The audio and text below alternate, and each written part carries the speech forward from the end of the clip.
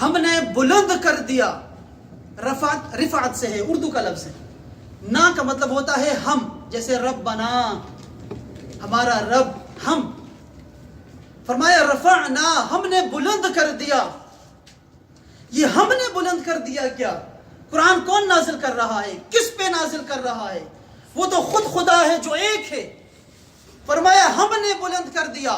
قرآن کا اصول ہے اللہ تعالی جب کسی چیز کی شان، اس کی عزت دینا چاہتا ہے، اس کو رفعت دینا چاہتا ہے، اس کو شرف دینا چاہتا ہے، لوگوں کی نظر میں اس کی شان بتانا چاہتا ہے، تو پھر صیغہ ہم کا لے کے آتا ہے.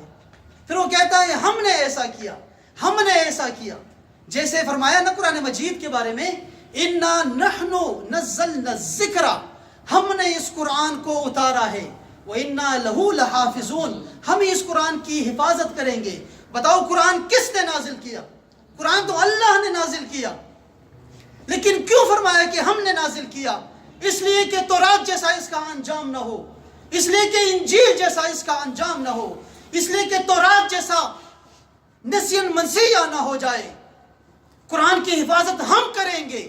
جو بھی قرآن کی طرف بڑھے گا، اس کا ایک حرف مٹائے گا، اس میں تحریف کرنا چاہے گا، اس کو جان لینا چاہیے کہ اِنَّا نَحْنُ نَزَّلْنَا الذِّكْرَ، ہم نے اس قرآن کو نازل کیا ہے، اس کی حفاظت ہم کریں گے. شان کس کی بڑھانی تھی؟ قرآن